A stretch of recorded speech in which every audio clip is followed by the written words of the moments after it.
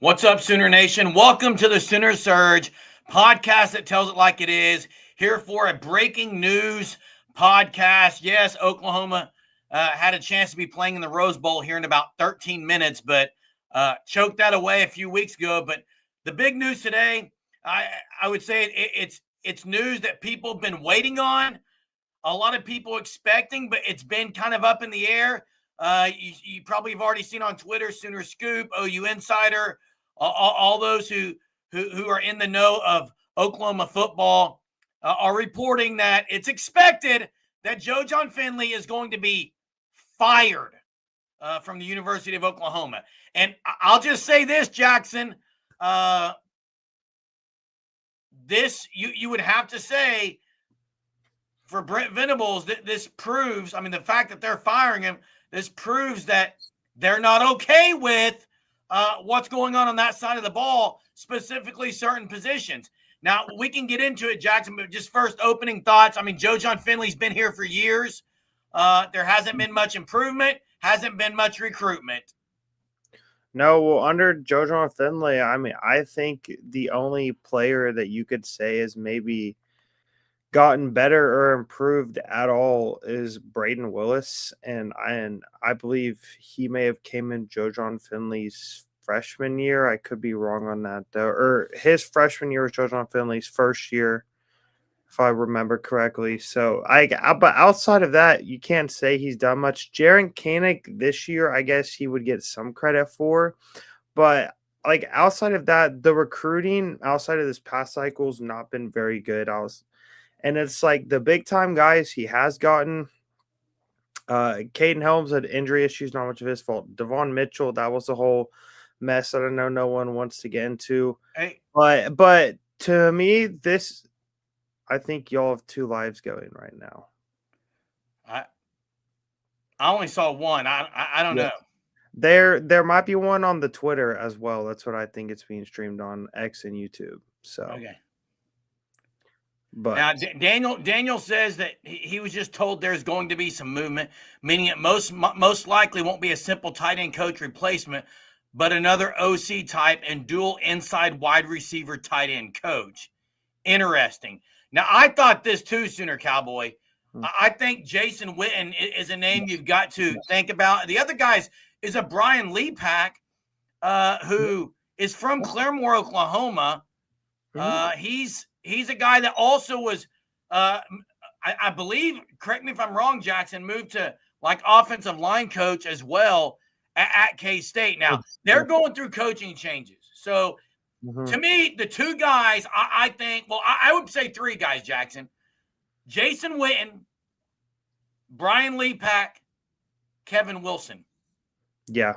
I mean, Jeremy, I think that would be my list as well. I know that me, you, and Jay have talked about, we all like the idea of Jason Witten potentially being hired as the tight end coach. Obviously, his son, class of 2027, 5-star linebacker, would be a huge thing to have happen. But so I think that it's really overall, this is a big move. And just like you said, Brent, he did it. And I know what Daniel said. Are they maybe going to hire a slot receivers coach and have maybe Emma Jones be outside wide receivers coach? Are they going to hire a coach is going to coach tight ends and slot receivers, do something? So that's something interesting. But I know there's a lot of guys that you could get if you were the University of Oklahoma. So there's no reason why this should be a mediocre hire, because there is a lot of assistants that would want to come and coach in the SEC and come at Oklahoma, especially whenever they just made the playoff.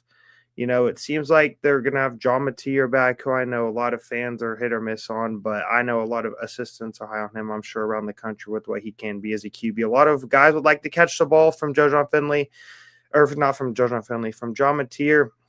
They're going to be hosting transfer guys these next few weeks, so you would expect that this has probably been something that's been going on behind the scenes, and they already have a target they're in on, and probably I would expect to hire, if I was to say, within the next couple of days. And apparently we are on there twice, some kind of portrait thing. I don't know what that is, but hey, Okie Lawn guy, Jason Witten currently is coaching in Argyle, Texas at Liberty Christian School. They went from like 2-10 one year when he started. They won the state championship. So he has coached. It's not a high level of football, but he's also a Hall of Famer. Now, I'm not saying he's an elite coach by any means. I just think his name's going to be thrown out there. And he's got a relationship with DeMarco Murray. I don't know. This is the first. Is it the first of many? It's interesting what Daniel said about movement. A guy who could coach wide inside slot receiver. Now, I agree, Ferris. That's who I'm thinking it's going to be. You also would get his son Cooper Witten, likely class of 2027 linebacker. Do I think BV is making the hire Arbuckle? Yes. I don't know which one, honestly. I don't know which one it would be. So I'm not sure on that. Witten's the guy I've kind of been talking a lot about, but Lee Pack's a guy I don't think you can sleep on. Now, Daniel says Kel Gundy was inside wide receiver / tight end. Okay. Now, I personally don't think there's a chance Kel Gundy comes back, but I think Sooner fans would love that. I would absolutely. And I mean, I would not be surprised if Kel Gundy, if he was maybe wanting to come back and coach for the running backs, because I don't think there's been development there either. But now I don't think they're going to fire DeMarco Murray, or if they're going to get rid of Bill Bedenbaugh or Emmett Jones. I don't see that. Emmett Jones brought in an elite recruiting class. DeMarco Murray got Jonathan Hatton Jr. 2 weeks before signing day. So I don't see that happening. And they really overall are still pretty young at wide receiver and running back. Yeah, they are. And I think Jackson, the biggest thing is a lot of people say, what took so long? I don't know what took so long. I don't know if Nagy and Beebe said, here, you got until now to make a decision and then you're going to be fired. Couldn't find any other jobs possibly. But they had to do something. This is a room that's been bad for a while. It's not the only room, though. There's other rooms that have been bad for a while. And now the question is, do those guys also lose their job? Jon Finley was one to me that had to be the first one. More so than DeMarco Murray, more so than Emmett Jones. Emmett Jones only been there since 2023.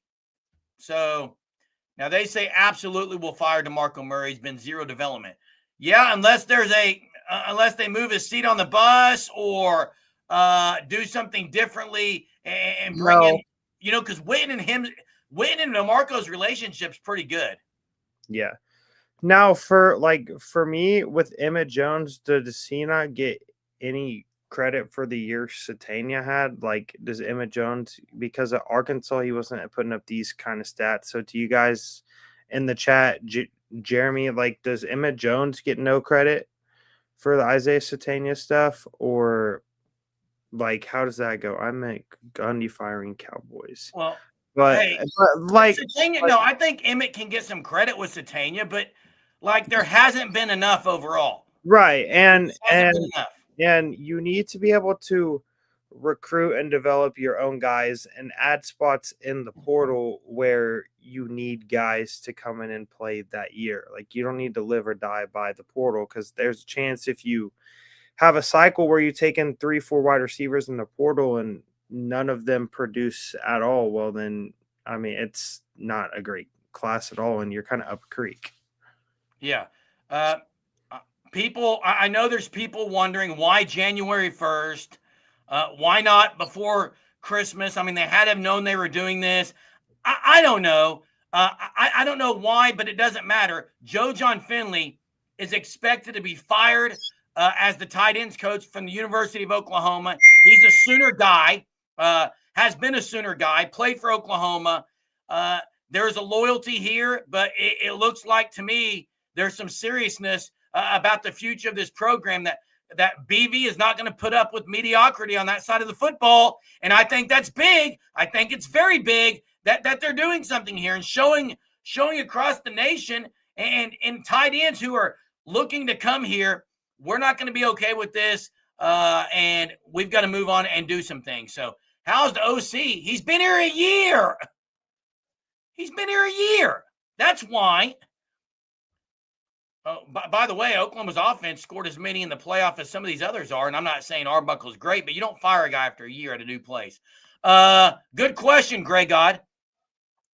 I would say, personal opinion, I'm not an insider.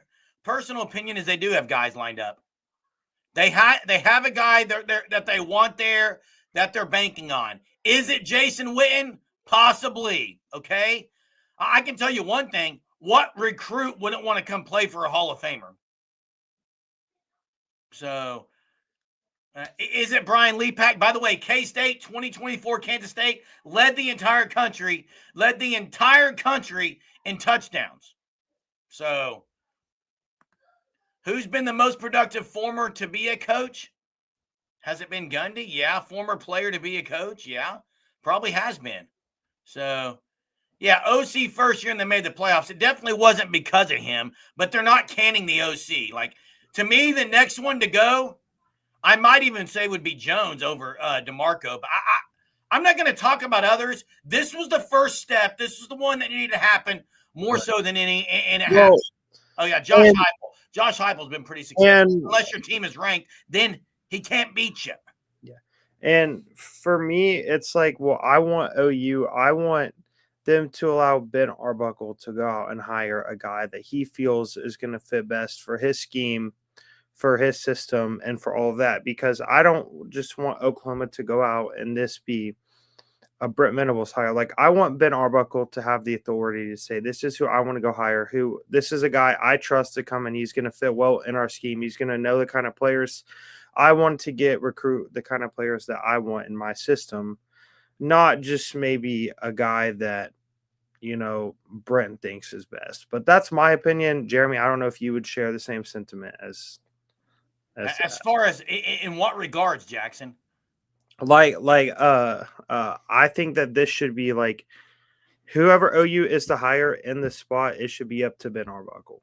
Like I think that he should be the main guy that chooses who's hired. I agree, except it's not just a scheme thing. There's recruiting, so BV yes. to me it's BV because of the recruiting, and if Daniel's talking about that they might also coach something else, like there could be some other job expectations. Now, I think Arbuckle should have a say, but guys, I think 918 said this the other day in the chat when we were on the live show, or someone said it. Arbuckle doesn't have a whole lot of Rolodex to call through. Jim Nagy does, BV does. They've got more guys they can make contact with and network. So, you ask Arbuckle, you take input from him, but it may not be just totally his call. So, hey, yeah, OU could be playing right now in this Rose Bowl, but they're not, and it's very, very frustrating, okay? But on a day, Jackson, when there's been so much frustration lately, there's good news in Soonerville that Jon Finley is expected to be fired. It'd be very interesting if you would say this to his face. Sometimes the scheme doesn't fit the tide, and certainly Lebby and Jon Finley had to clean up Latrell's mess. He did recruit Mitchell, who was a child, and by the way, is in the portal again. He's in the portal again, leaving Louisville. Wait, Lebby and JJF, how they didn't have to clean up Latrell's mess? Not Lebby. Jon Finley had to. Jon Finley had to clean it up. Oh, okay. Yeah, okay. Ferris, I'm gonna not be able to watch a lot of it because it just ticks me off. I absolutely agree. We will be live again at 9:30. I'm gonna say front runners Jason Witten. Jackson, before we get off here, who's your front runner? For me, the front runner, I'm gonna choose like the field outside of the three names that we've said. Okay, so I'm giving you Witten, Leapak, Kevin Wilson. You're taking the field. Yes, I'm taking the field. I'm not. I personally, I think Oklahoma, they're going to try and swing big for this hire. So, okay. Well, Larry Bench says Jon Finley hasn't developed tight ends. They don't block well. They're not effective catching the ball or route running. It's time to change, and they are changing. They're firing Finley. Arbuckle chose his quarterback coach, and it's not looking good. I agree. It's not. That quarterback coach didn't look great. Are y'all talking about John Kuzieski? Coleman and Witten, baby. Coleman and Witten. Bring them. Hey, guys, Enjoy the Rose Bowl, even though OU's not in it. But the big news here, just wanted to come on here and let you know of the breaking news that is expected to happen. It's been reported by Sooner Scoop, OU Insider, several other insiders, that Jon Finley is expected to be fired from the University of Oklahoma on January 1st, 2026, the first move of the new year by the Sooners, guys. We'll be live again at 9:30 tonight. Check us out, Sooner Surge. Thanks for watching. Boomer.